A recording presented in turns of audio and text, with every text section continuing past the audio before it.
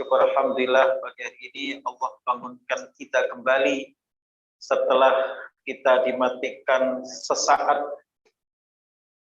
Allahu yatawaffal anfusa hina mautiha wallati lam tamut fi manamiha. Allah mematikan manusia dalam tidurnya, wallati lam tamut fi manamiha, dan yang nanti belum mati yang sesungguhnya. Alhamdulillah diiringi dengan aroma kopi yang menusuk hidung. Saya hanya teh dan putih, ya. Tapi saya tidak iri dengan Pak Cipron, nggak apa-apa. Saya menikmati aromanya. Toh kalau dikasih di sini juga nggak saya minum dulu. Lah mau ceramah gimana mau minum? Ya nanti aja ya. Jadi sesuatu itu kan bisa dinikmati dengan lidah, juga bisa dinikmati dengan hidung, juga bisa dinikmati dengan kedua-duanya. Ya, jadi saya menikmati kopi melalui hidung dulu. Ya, kadang itu bisa lebih nikmat, ya, daripada menikmati dengan lidah. Apalagi saya punya masalah di lambung, ya kan, asam lambung. Jadi kopi, kalau saya ditawari kopi, kopinya apa dulu, Robusta atau Arabica, itu tidak tanya. Tapi kalau Anda tidak punya masalah di lambung, apa saja pokoknya tiada hari tanpa kopi. Ya. Bahkan kadang sengaja berburu kopi itu sampai ke berbagai kota. Saya lihat di Takengon, Aceh Tengah sana, di Gayo, itu orang dari berbagai kota datang. Untuk apa? Untuk menikmati kopi. Wah, saya melihatnya itu kok asik sekali, tapi saya nggak berani ikut-ikutan ketika asam lambung sedang kambuh. Kalaupun ngincip itu dikit sekali. Saya pernah membawa kopi dari Gayo, ya harganya lumayan, sekilo 500-an, ada yang 1 jutaan, tapi belinya cuma beberapa gram saja. Namanya juga ngincip-ngincip. Baik, tema kita pagi hari ini tentang tazkiyah, tentang keimanan. Bagaimana agar kita hidup tenang dan bahagia dengan menguatkan keimanan kepada Qadha dan Qadar. Ada orang yang hidupnya kasihan, kalau kita lihat, ya. Ada orang yang susah hidupnya, kemudian dia menyalah-nyalahkan takdir. Kadang menyalah-nyalahkan diri sendiri. Kok saya begini? Kok dulu saya seperti itu jadinya begini? Ya. Lebih parah lagi, jika yang terus dicari itu kambing hitam. Siapapun disalahkan. Ya. Saya susah usaha ini gara-gara, itu. Sebutlah, apakah menteri, apakah presiden, ataupun siapapun. Ya. Ini ekonomi macet gara-gara begini. Terus semuanya gara-gara, semuanya karena si kambing hitam. Jadi luar biasa ini kambing hitam. Ya kalau musim Idul Adha gampang jarinya. Kalau sekarang ini agak susah. Saya harus ke pasar itu kalau untuk cari kambing hitam. Baik, banyak orang yang kadang menyesali dirinya. Ketika dirinya menyesali, penyesalan yang kok saya dulu tidak begini, kok saya tidak begitu, akhirnya begini dan begitu dan seterusnya.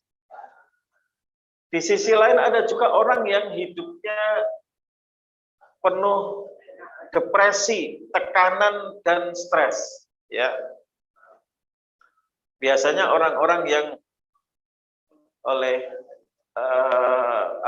ilmu psikologi itu disebut apa? Orang yang perfeksionis, ya. Kudu gini, kalau nggak gini kagak. Nah, dan namanya harus perfect. Misalkan dalam memilih jodoh, kalau nggak ini ya nggak. Nah, dan ternyata banyak.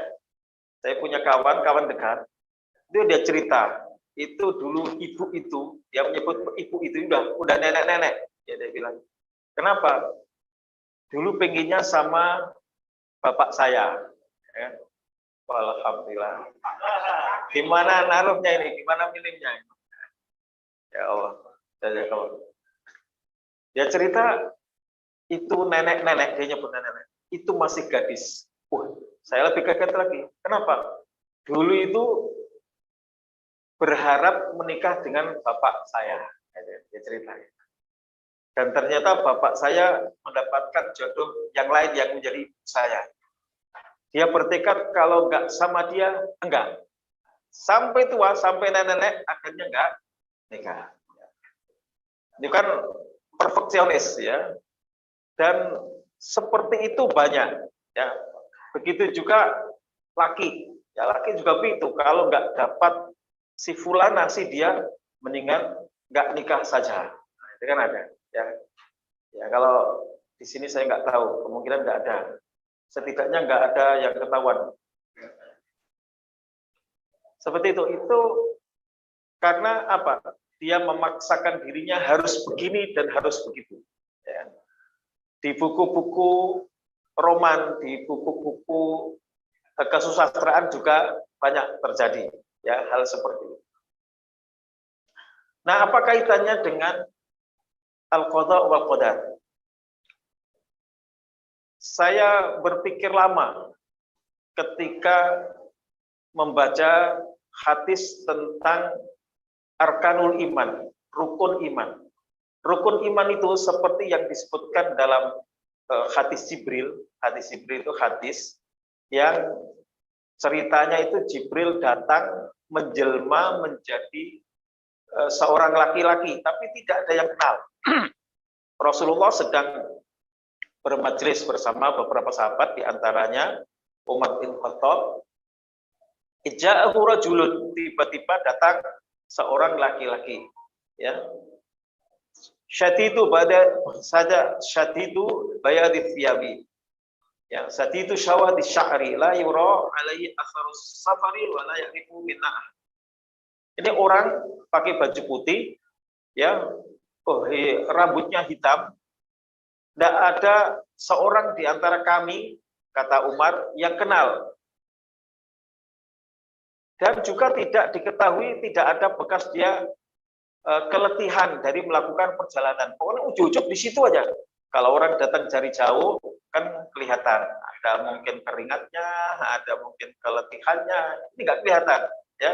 La yura alaihi atharus safari. Nggak kelihatan. Pokoknya ujuk-ujuk di situ. Kemudian orang ini bertanya, dan mungkin bahasanya kan kurang sopan begitu kalau tidak. Ya Muhammad akhbirni anil iman, anil Islam, pertama dia tanya. Muhammad, kasih tahu saya tentang Islam. Dijawablah dengan hukum Islam. Islamu anta syahada an la ilaha illallah wa anna Muhammadar Rasulullah wa tuqim shalah wa tu'ti zakat wa tusum Ramadan wa tuqim bait. Dah, 5 rukun Islam itu dijawab. Setelah dijawab, orang ini sodakta. Oh, benar. Ini kan kayak guru ngetes murid. Ya, siapa yang tahu pahlawan nasional dari Jakarta? Wah, oh benar. Ya, Pak Benyamin Sueb. Kan jadi jalannya ya, pahlawan seni. Misalkan itu contohnya. Sodakta. Fa'ajibtu, saya heran. Ini orang nanya, udah dijawab, membenarkan. Tapi Umar diam saja, karena ini sedang berhadapan dengan Nabi, enggak berani mengganggu. Fa'akhbirni anil iman. Kalau begitu, kasih tahu saya tentang iman. Lalu Rasulullah memberikan jawaban, al-imanu an tu'mina billahi wa malaikatihi wa kutubihi wa rusulihi wal yaumal akhiri wa tu'mina bil qadari khairihi wa syarrihi. Yang terakhir. Yang namanya iman itu engkau beriman kepada Allah, kepada malaikatnya, kepada kitab-kitabnya, kepada para rasulnya, iman kepada akhir, dan wa tu'mina bil qadari, dan engkau beriman dengan qadar khairihi wa syarrihi. iman kepada Allah tentu include ya segala ketentuan Allah Subhanahu wa taala. Tapi ternyata yang keenam ini disebut secara terpisah. Dan iman kepada Allah ya iman Allah sebagai pencipta, Allah menentukan, Allah dan segalanya itu kepada Allah. Kok ada wa tu'mina bil qadari. Ini kan kalau malaikat ya hal yang terpisah. Walaupun tentu ada kaitannya karena malaikat yang membawa wahyu. Dari mana kita mendapatkan Al-Qur'an kalau tidak dari Nabi yang dibawa oleh sahabat tabi'in dan seterusnya. Dan Nabi dari mana? Kecuali dari malaikat. Terkait, tapi terpisah. Billahi wa malaikati wa kutubihi. Beda kan? Hal yang berbeda. Wa rusulihi, hal yang berbeda. Wal yaumil akhiri, hal yang berbeda. Tapi ada wa tu'mina bil qadari khairihi wa syarrihi. Tapi ini takdir. Ini kaitannya kan iman kepada Allah kan iman kepada takdir Allah itu konsekuensi. Tapi disebut secara sendirian, secara terpisah. Nah, ini menunjukkan betapa hal ini menjadi sesuatu yang punya urgensi tersendiri, ya. Dan banyak orang yang kemudian gagal dalam mengarungi kehidupan ini karena persoalan iman kepada qada dan qadar. Ya. Orang hidupnya jadi enggak bahagia, hidupnya jadi ini, bahkan bisa menimbulkan atau menggiring dia kepada kekufuran gara-gara keliru dalam iman kepada qada dan qadar. Kadang juga qada dan qadar itu jadi kambing hitam. Wah, aku ini jadi bajingan takdir Gusti Allah. jadi koruptor ini ya sudah takdir. Ya, kan begitu. Nah, kita bahas apa itu takdir, qada, qadar dan seterusnya. Ya, kita sering mendengar beberapa istilah qada, qadar, takdir. Ya, ini tiga ini yang ini mana sih? Apakah ketiganya berbeda atau masing-masing itu hanya penyebutan? Kalau disebut salah satunya juga mewakili yang lain. Ya. Qada, qadar, takdir. Ini yang paling kita dengar. Wes takdirnya gini ya sudah kan. Ya. Baik. Secara bahasa ya sebenarnya bukan qadar ya, qadar. Qadar betul. Qadar itu kemuliaan, qadar. Bil qadari apa? Qadar yang kita salah itu menyebut qadar dengan qadar itu maksud saya ya. Lailatul Qadar. Yang kita menyebut Lailatul Qadar ya. Kalau qadar itu artinya kemuliaan, asyaraf. Lailatul Qadar, malam kemuliaan. Karena kita lidah kita kalau menyebut huruf mati itu berat. Abu Bakar jadi Abu Bakar. Itu sudah memang begitu ya. Dalam ilmu sorof itu ada an-nasbu. Nasbun, nasab. Ya. Itu kita menyebutnya nasab. Ya, padahal nasab itu nasabun itu kalau arti bahasa Arabnya itu letih, keletihan. Ya. Kalau nasbun itu artinya yang diangkat, fathah itu nasab. Tapi terjemahannya ya nasab. Baik. Secara bahasa al-qadr, jadi al-qadar, qadar itu artinya penentuan, ketentuan, ya, pencatatan. Ya, jadi bahwa Allah Subhanahu wa taala telah mencatat, menulis, menentukan segala sesuatunya, apa yang akan terjadi pada diri kita khususnya tentang diri kita dan alam semesta ini. Dan Allah saja yang tahu. Kita tidak kenal, tidak tahu kapan kita mati. Tapi kita tahu, kita pasti mati. Tapi tidak ada yang tahu kapan dan di mana kita mati. Ya. Kadang orang kok pengen pergi haji misalkan, sudah sangat tua, atau umroh, ya, kayak Kiai Maimun Jubair, 93 tahun haji. Ya sudah di sanalah beliau wafatnya. Ya, ada orang yang pengen umroh, ya dia sehat, wah nggak apa-apa, sehat banget kok. Ternyata bisanya dia meninggal, ya, dan seterusnya. Ada orang yang pengen nengok kapal Titanic, bayar miliaran, ya ikut tenggelam juga, ya kan? Itu kan buang duit, bagaimana dulu kapal yang dibuat nggak ada, Tuhan pun tidak bisa menenggelamkan, kata yang desain, tapi ternyata tenggelam, ya banyak yang meninggal dunia. Dan ada yang ingin napak tilas, tenggelam juga, walaupun bayar miliaran rupiah. Ya. Nah itu disebut di dalam surat Luqman, ya bagian akhir itu, ya. La tadri nafsum madza taksibu ghadan wa ma tadri nafsum bi ayyi ardin tamut. Tidak ada satu jiwa pun yang mengetahui apa yang dia lakukan esok hari.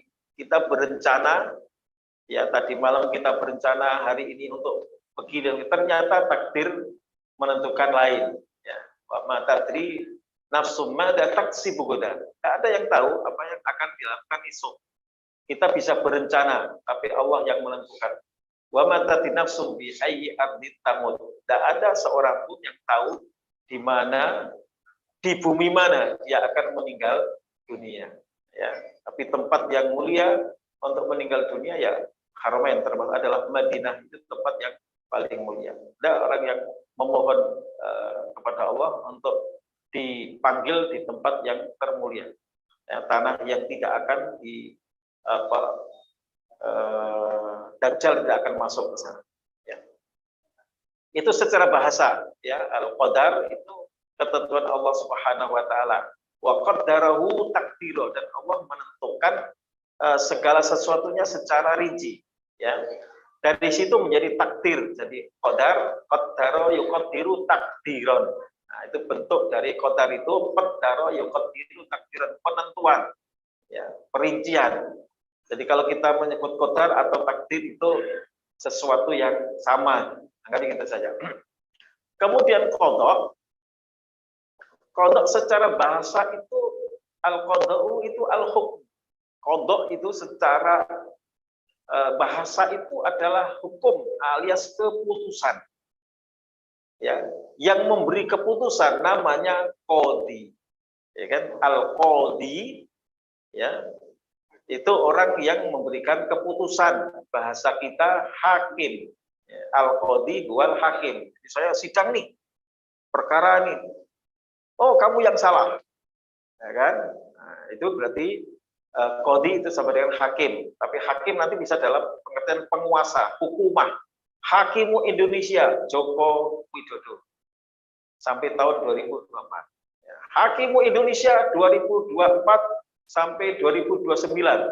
Bisa Anies Baswedan, bisa Prabowo, bisa Ganjar, bisa yang lain. Ya, nggak tahu. Ya, amin. Yang mudah-mudahan yang amin. Mudah-mudahan yang amin. Apa itu? Ya. Anis Saimin. Baik. Ya sudah, itu dia masing-masing akan menjemput takdir. Ya. Kita bisanya hanya mendoakan, mudah-mudahan diberi pemimpin yang terbaik. Kalau orang nggak tim ses itu kan nggak ada kepentingan, Pak, ya. Nah, Ustadz juga nggak ada kepentingan kok, ya. Kalau tim ses baru ada kepentingan. Pokoknya kalau calon itu kan belum tentu sukses. Kalau tim ses pasti sukses. Ya, yang penting kan ada akomodasinya. Ya, saya perhatikan itu nggak persoalan siapa A, siapa B, siapa C. Yang penting saya bisa masuk dan ada akomodasi. Ya, jadi politik kepentingan. Baik, malah ke sana toh. Oh, ada hubungannya dengan takdir, ya kan? Kalau takdirnya jadi ya jadi. Nah, gitu. Baik. Hakim tadi ya. Jadi al-qadha ya itu artinya keputusan. Ya. Yang memutuskan itu namanya qadhi. Maka dulu di zaman kekhilafahan Islam, kesultanan itu disebut qadhi. Sampai sekarang ada Ini kodi. Kalau di Malaysia masih kayaknya kodi, ya kodi. Kadi ini, ya itu udah lidah kita kodi, ya kadi, ya kodok. Dengan demikian, qadar itu ketentuannya, kodok itu pelaksanaannya, keputusan, ya itu kalau dianggap maknanya berbeda. Ya. Jadi al-qadar itu ketentuan. Jadi Allah menentukan bahwa Presiden Republik Indonesia tahun 2024 adalah si A misalkan, atau si G atau si P misalkan. Itu amin. Itu qadar, ya kan? Sudah dicatat itu. Tapi kan belum jadi. Jadinya kan nanti. Nah, pelaksanaannya itu, implementasi itulah qadar. Qadar itu pelaksanaan, ya. Qadar itu ketentuannya. Ya, ada keputusan Allah. Nanti keputusan itu, qadar itu ada yang berlaku tahunan. Makanya dalam hal Lailatul Qadar dan Lailatul Qadar ada memang membaca Lailatul Qadar di mana dalam setahun itu ada ketentuan-ketentuan yang akan berlaku. Ada juga sesuatu yang bisa berubah. Jadi ketentuan Allah, misalkan umur nih, masih menjadi tanda tanya. Di dalam hadis itu disebutkan wa yu'maru bi katbi ajalihi. Allah ketika umur 4 bulan dalam kandungan, Allah perintahkan malaikat untuk mencatat ya ajalnya. Nah, bagaimana dengan dalam surat Fatir, wa ma yu'ammaru min mu'ammarin wa la yunqasu min umrihi illa fi kitab. Tidak ada orang yang dipanjangkan umurnya. Lah kan sudah ada ketentuannya, kok dipanjangkan itu bagaimana? Wa la yunqasu min umrihi, dan juga tidak ada yang dikurangi amal. Ini bagaimana? Begitu juga hadis, man arada ayyub safalahu fi rizqihi wa yunsa'alahu fi atharihi falyasil rahimah. Siapa yang ingin dilapangkan rizkinya dan dipanjangkan umurnya, hendaklah dia menjalin hubungan kekerabatan. Saya tidak terjemahkan silaturahim ya, karena silaturahim dalam bahasa kita artinya ziarah, berkunjung. Ya. Fal yasil rahimahu, hendaklah dia menyambung tali kekerabatan. Nah ini ingin panjang umur, kita juga sering. Saya belum pernah, seingat saya ulang tahun. Tapi kemarin saya perjalanan sama sahabat saya, Dr. Anuri, ke Tulungagung. Saya mampir di Pringsewu. Ya, kemudian nanya, Bapak, maaf, bulan apa Pak lahir? Bulan September, saya bilang. Dikasih happy birthday, pakai musik datang dikasih. Wih, ada videonya itu. Saya sama Ustaz Anuri yang memvideokan happy birthday, panjang umurnya. Seumur saya juga nggak tahu. Saya, oh ini tanggal berapa? Oh ya, sudah 52 tahun ya ternyata. Karena saya, istri saya, anak saya yang pertama itu sama di September. Itu kan ada orang panjang umur. Begitu juga banyak orang yang berdoa, ya Allah, saya berkali tawil umurona, ya Allah panjangkan umurku. Nah, gitu kan. Ada juga nggak mau lah, umur kan sudah ditentukan, yang penting efektif. Bagaimana ini? Nah, ada ulama yang menjelaskan begini tentang hadis tadi. Jadi ayat Al-Quran berbicara tentang pemanjangan umur atau pengurangan. Begitu juga hadis Nabi, siapa yang ingin dilapangkan rezeki dan dipanjangkan umur, hendakkah dia menyambung tali kekerabatan. Saya tulis dalam buku mukjizat sholat duha, saya cari ini jawaban para ulama tentang masalah pemanjangan dan pengurangan umur. Ya. Di antara jawaban yang menarik bagi saya, ya, adalah begini. Jadi ini ada ketentuan yang nanti kalau dia melakukan ini, maka dia dapat bonus. Ya, kita beli pulsa, kalau kamu beli pulsa ini bonus sekian 3. Ini kalau bahasa sekarang gitu, ya kan? Jadi orang ini ya dicatat usianya itu 75 tahun. Kalau dia tidak melakukan ini. Ya. Kalau dia melakukan ini dapat bonus 5 tahun menjadi 80 tahun. Kita tidak tahu itu. Maka banyak-banyaklah menyambung tali kekerabatan. Jadi saya berupaya untuk melakukan ini, maka secara berkala saya masih punya orang tua yang usianya di atas 80 tahun, ya mampir walaupun hanya beberapa jam, misalkan kemarin itu saya mampir sengaja. Jadi nyetir bergantian dengan Ustaz Anuri sama anaknya, dan saya dengan anak saya muter. Jadi, Solo, Tulungagung, Jeporo, Bekasi lagi, balik lagi. Jadi ya 2 malam 1 hari itu perjalanan.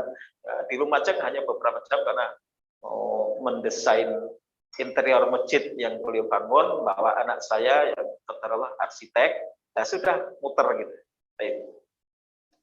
Jadi ulama ini menjelaskan kalau orang itu mau menjalin hubungan kekerabatan, punya orang tua didatangi, punya ibu, punya paman, dan seterusnya, maka dia dapat bonus, maka dipanjangin jadi sekian. Wallah alam nanti bonusnya, apakah bonusnya itu 10 tahun, 15 tahun, 20 tahun, kita nggak tahu. Jatah kamu normalnya itu 75 tahun. Rajin silaturahmi, maksudnya menjalin hubungan kekerabatan, bisa sih 75 tambah 15, akhirnya dia dapat umur 90 tahun. Mau? Mau, masih mau, ya kan? Ya. Capek ya? Mau asal sehat, seger, ya kan? Karena ada kisah ini unik. Terus Pak menyampaikan, ada orang yang meminta, ya Allah panjangkan umur. Saya pengen umur panjang, ya. Nah, habis itu lihat ada orang tua, ya, yang susah dia untuk makan. Ya, udah giginya enggak, tinggal 2 giginya, tinggal 2. Kayak tua. Jadi makan anggur. Ya, gimana gigitnya cuma 2, neces, melet, kok susah sekali, nggak bisa dikunyah, jadi susah makannya. Oh nggak jadi ya Allah, nggak jadi, aku sudah, pokoknya sudah ketentuanmu saja. Ya, ada kisah gitu ya. Ya gitu, saya nggak tahu riwayatnya. Seperti itu, ya kan? Jadi kebaikan itu ya memang yang Allah pilihkan. Nggak selalu bahwa umur panjang itu baik. Ya. Kalau kita umurnya memang kita cinta dunia, ya pengen umur panjang. Nah, ya, kan begitu. Maka di dalam Al-Quran pun ada ayat yang menyebutkan tentang itu. Ya waddu ahaduhum law yu'ammaru alfasanatin wa ma huwa bimujahdihi minal adabi ayu ammar. Ya, masing-masing dari mereka ini berbicara tentang kaum Yahudi, ingin kiranya diberi umur 1000 tahun. Ya waddu ahaduhum, masing-masing dari mereka ingin layu ammaru alfasana, kalau diberi umur 1000 tahun. Wa ma huwa bimujahdihi minal adami ayu ammar. 1000 tahun kalau toh diberikan kepada mereka, tidak akan menjauhkannya dari adab Allah. Justru akan menyebabkan dia semakin banyak mendapatkan adab. Karena banyak dosa, semakin panjang umurnya, semakin banyak dosa yang dia himpun. Maka dalam sebuah hadis disebutkan, sebaik-baik manusia itu khairun nasi man tola umruhu wa hasuna amaluhu. Sebaik-baik orang itu orang yang umurnya panjang dan amalnya baik. Sebaliknya, wasyarun nasi man tala umruhu, ya. Sebaliknya orang yang paling buruk itu orang yang umurnya panjang tapi perbuatannya buruk. Saya tidak tahu persis riwayatnya ini, ya. Tapi secara logika tentu memang bisa kita tangkap. Riwayatnya saya alam perlu dicek kembali. Nah, maka ada ulama-ulama, bahkan juga Nabi saja umurnya hanya 63 tahun. Itu pakai hitungan Hijriyah. Kalau dihitung dengan Masehi, itu berarti sekitar 61 tahun. Kita sering membandingkan kan, wah saya sudah seumur Nabi, ya udah tinggal sudah dapat bonusnya kan, ya. Karena Nabi mengatakan umur ummati baina sittina wa sab'in. Umur umatku itu antara 60 dan 70. Yang lebih dari itu tidak begitu banyak. Berbeda dengan umur umat-umat sebelumnya. Ya. 300 tahun itu zaman Ashabul Kahfi itu masih remaja, ya kan? Karena umurnya ya 600, 700, 900 seperti Nabi Nuh misalkan. Ya. Yang disebutkan dalam Al-Qur'an itu bukan umur Nabi Nuh, tapi umur dakwah. Ya. Fala bitafihim alfasanatin illa khamsina aman. Nabi Nuh itu berdakwah di masyarakatnya, usia dakwahnya itu 1000 kurang 50, 950 tahun. Jadi itu usia dakwah. Jadi di atas itu umurnya, ribuan tahun. Ya. Tapi memang memiliki fisik dan kekuatan yang berbeda. Ya, di Ashabul Kahfi 300 tahun tidur. Maka uniknya ini ya, di dalam surat Al-Kahfi itu walabithu fi kahfin salasimi'atin sinina wasdatu tis'a. Mereka itu tidur di dalam gua selama 300 tahun. Dalam ayat lanjutan wasdatu tis'a, ada yang menambahi menghitung 109. 300 itu kalau dihitung Masehi. Tapi kalau dihitung Hijri 309. Uniknya begitu ya. Itu mereka itu apa? Innahum fityatun, itu anak-anak muda. Innahum fityatun amanu bi rabbihim wa zidnahum huda.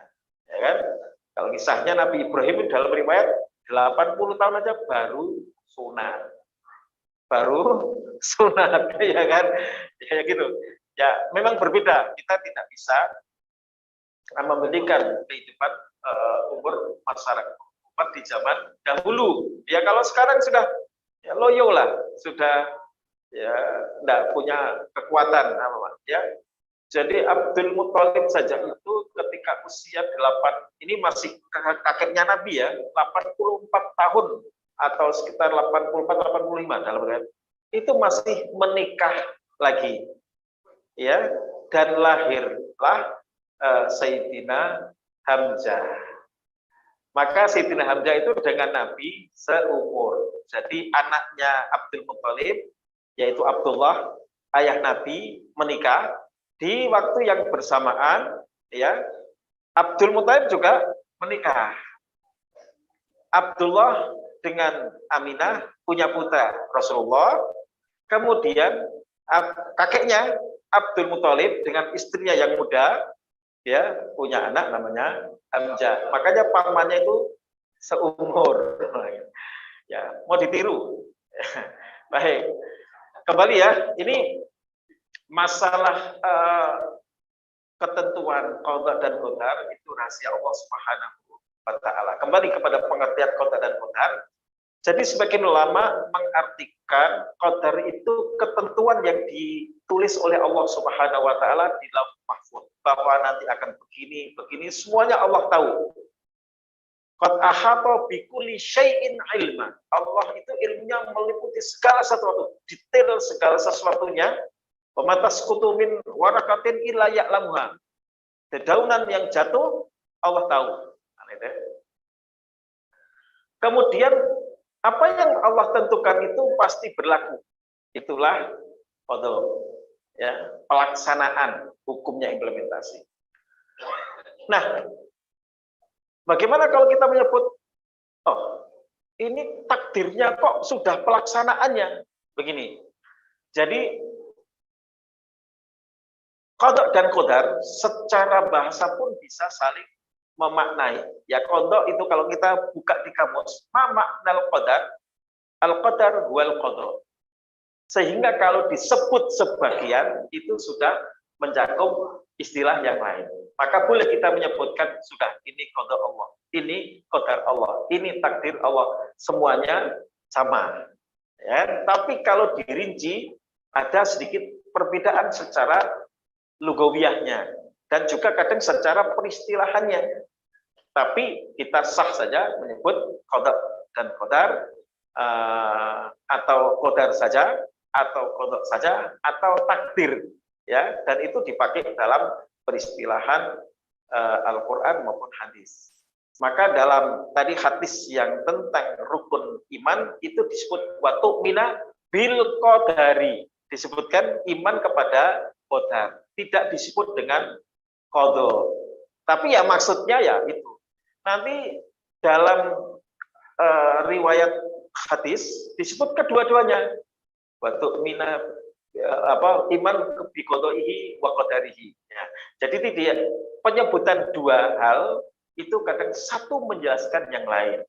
Baik ketentuannya maupun pelaksanaannya itu sama. Ya, itulah ketentuan Allah Subhanahu wa taala. Ada pesan-pesan dari Rasulullah Shallallahu alaihi wasallam agar kita menjadi tenang, agar kita menjadi bahagia dengan ketentuan Allah Subhanahu wa taala. Kita ini tidak punya kuasa untuk menentukan diri kita. Maka ketika Rasulullah menyampaikan bahwa Allah itu punya ketentuan seperti ini, ya Rasulullah, udah apa kita nggak pasrah aja? Kalau takdirnya saya dapat jodoh ya dapat, gitu kan. Kalau takdirnya saya jadi presiden ya jadi, nyapres atau tidak nyapres, gitu. Oh enggak gitu. Ya, ikmalu fakulun muyassar lima khuliqalah. Itu harus berbuat, itu harus berusaha, itu harus melakukan, itu harus daftar ke KPU kalau pengen jadi anggota legislatif. Itu saja belum tentu jadi, ya apalagi kalau nggak daftar. Itu yang namanya sunatullah, itu ketentuan Allah. Ya, harus ada tim sesnya, ada tukang kampanyenya. Ya, maka Nabi Muhammad ikmalu fakulun muyassar lima khuliqalah. Ya, kita harus melakukan ikhtiar, bahasa kita ikhtiar, kalau bahasa Arab ikhtiar itu kan pilihan. Ikhtiar itu dalam bahasa Arab artinya al-aqdu bin asbab, melakukan usaha atau upaya. Kalau kita bahasa kita ikhtiar. Ikhtiar itu bahasa Arabnya artinya memilih. Taro ya taruh itu artinya memilih. Makanya ada istikharah. Kalau dalam bahasa kita istikharah. Apa istikharah? Istikharah itu tolabul khairah, minta kebingungan. Istiharo yastakhiru, istikharah. Itu lidah kita ya, hak menjadi hak. Ya, kalau itu berarti tolabul khairah. Maka ada orang, aku sudah istikharah itu, nggak dapat pilihan, aku pilih A atau B, ya kan gitu. Lah kamu istikharah minta bingung ya makin bingung.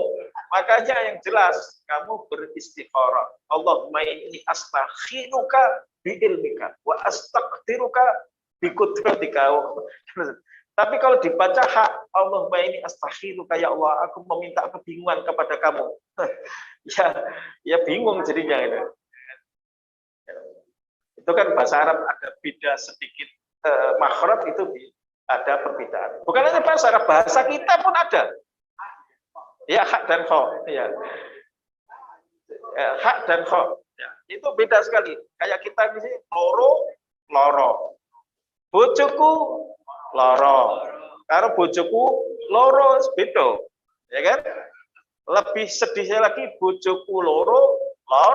Bahaya itu nolong satanan, ya kan? Itu. Bojoku loro. Bahaya remuk itu kedua-duanya. Jadi itu gambarannya ya, kayak wedi karo wedi. Ayo, kalau nggak orang Jawa nggak paham. Wah, mau nikah lagi. Wedi aku, wedi karo bojoku. Artinya takut. Tapi wedi artinya pasir.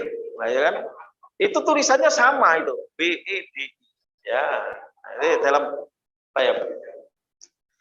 Ada pesan Nabi yang mengatakan begini, ittaqil maharima takun a'badan nasi. Jauhilah perkara-perkara yang haram, maka kalian akan menjadi manusia yang paling ahli ibadah. Jadi sesungguhnya perbuatan apa namanya? Ya, ibadah yang mudah itu meninggalkan haram. Kalau sholat kita batak rukuk sujud, maca Quran pakai ada effortnya, gitu kan? Sedekah butuh punya uang.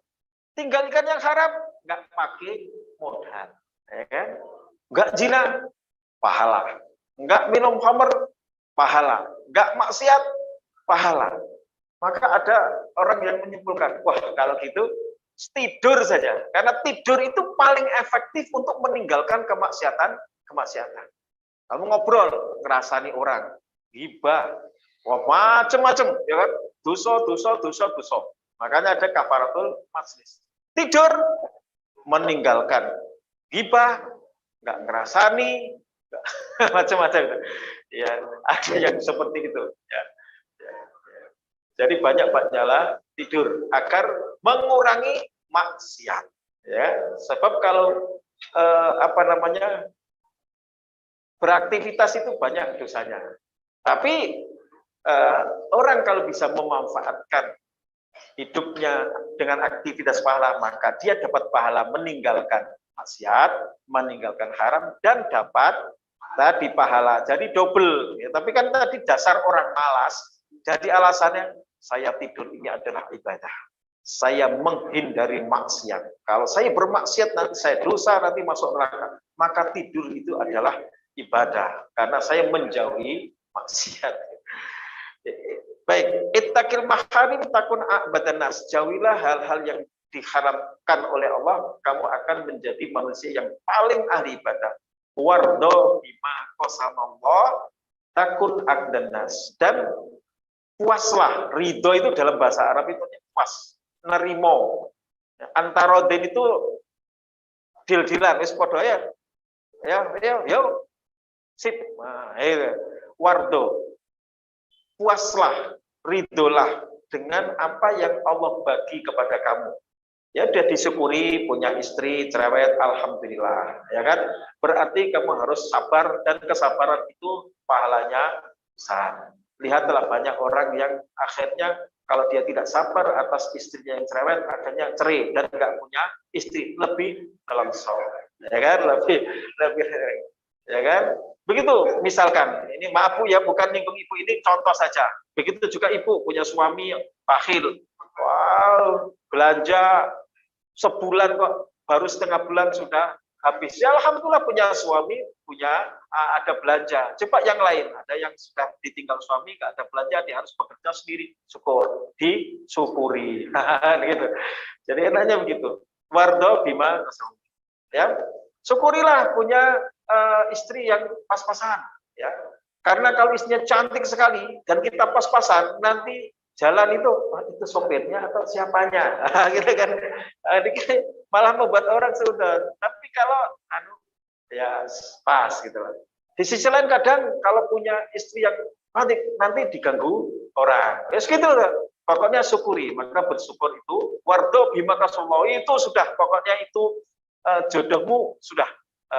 Kamu syukur kepada Allah Subhanahu wa taala. Lihat yang lebih bawah, ya, orang yang kamu punya anak dan seterusnya. Maka untuk lebih bahagia, tentram dan tenang, maka kuatkan keimanan dengan qada dan qadar. Wardo bima qasamallahu takun adlan nas. Jadilah engkau orang yang ridho dengan apa yang Allah kasih, Allah yang apa yang kau bagi, bisa materi, bisa keluarga, istri, suami, anak, dan seterusnya termasuk umur, maka kalian akan menjadi orang yang paling kaya. Maka orang yang paling bahagia itu orang yang betul-betul bisa menerima qada dan qadar dari Allah Subhanahu wa taala, sembari terus berikhtiar mencari yang terbaik. Umurku sekarang 70, ya Allah saya ingin bonus, saya ingin mengaji, saya ingin menambah ya amal soleh ya, dengan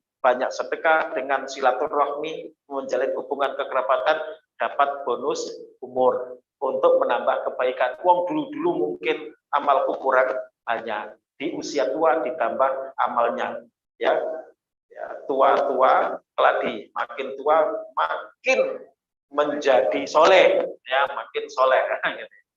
Baik, sampai di sini renungan kita tentang keimanan kepada qada dan qadar dari Allah Subhanahu wa taala. Ada mau tanya? 1 menit ya, soalnya saya mau buru. Enggak. Sampai jam 6. Padahal ya.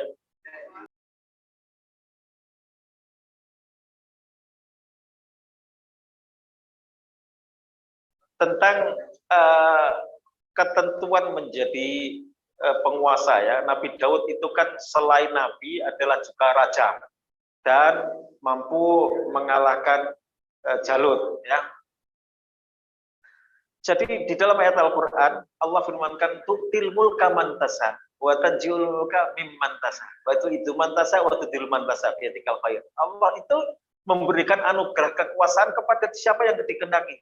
Kadang orang itu nggak berpikir akan jadi pemimpin, akan jadi presiden, akan jadi dan seterusnya. Tapi kalau Allah kehendaki, Allah giring, kamu takdir kamu itu jadi presiden. Ya sudah jadi. Ya itu, tapi tetap ada Allah takdirkan sesuatu itu, Allah takdirkan asbabnya. Ada sebab, nggak tiba-tiba gini, mesti adalah yang namanya pencitraan, apakah melalui sebuah mobil atau melalui sebuah apa ya, karena apa macam-macam itu ya menjadi orang tertarik dan kemudian memberikan pilihan. Adapun nanti kecewa atau tidak itu urusan lain. Ya kan gitu. Jadi itulah kuasa Allah Subhanahu wa taala. Kemudian yang kedua tentang bagaimana orang yang tidur kata ibadah. Jadi saya tadi contohkan bukan dalam pengertian seperti itu ya. Ada orang yang kemudian menyusahkan orang karena orang pikir dia nggak bekerja, akhirnya orang lain harus memikirkan tentang maisahnya dan seterusnya. Ini tentu dicela oleh Rasulullah. Jangankan tidur saja. Ini maksud yang saya contohkan tidur yang tidak tadi menimbulkan efek lain. Tidur melulu kemudian ya tidur, dia punya uang, dia punya harta, dia punya anak, nggak merepotkan orang, itu maksudnya ya. Kalau menyusahkan orang tentu itu sesuatu yang tidak baik. Rasulullah pernah berjalan ketemu beberapa orang, kok itu orang kok berpangku tangan ya kan, itu ngapain, nganggur gitu kan. Maka Rasulullah mencela mereka, ada nggak di antara kalian yang punya kapak punya ini, mas saya pinjam, kamu mencari kayu bakar ya, ini dengan modal kapak ini untuk membutuhkan kebutuhan sendiri, itu jauh lebih baik daripada mereka yang hanya diam saja. Dan dulu zaman Nabi ada orang yang malas-malasan itu, ada yang di masjid terus dia Pak senyum, mungkin harapannya nggak ngasih duit apa gimana gitu. Sehingga mereka yang ahli ibadah, ada sahabat yang ya Rasulullah, mereka itu saya iri Rasulullah, sholat terus, ngaji terus, hataman terus di masjid. Terus Nabi tanya, fa ayyuhu yakfihi ta'amahu wa sarabahu. Lalu yang kasih makan dan minum siapa? Kami ya Rasulullah. Kami yang ke pasar, kami yang berbisnis, kami yang ngasih. Antum khairum minhu. Kamu lebih baik. Kamu mungkin tidak sholat duha, mungkin tidak khatam Quran, tapi kamu yang ngasih mereka makan, maka kamu yang lebih baik, kan gitu. Jadi intinya dalam ibadah itu proporsional. Ya mungkin tidur bisa saja menjadi solusi kalau orang itu banyak ngoceh, banyak misuh, banyak ghibah. Tidur itu solusi dia agar mengurangi. Tapi itu tentu itu hanya guyonan ya, bukan berarti tidur terus juga nggak enak kok ya. Tidur itu yang enak yang proporsional. Ya. Baik, barakallahu fikum, mudah-mudahan renungan ini sedikit bermanfaat. Wal afu minkum, wabillahi taufiq wal hidayah. Wassalamualaikum warahmatullahi wabarakatuh.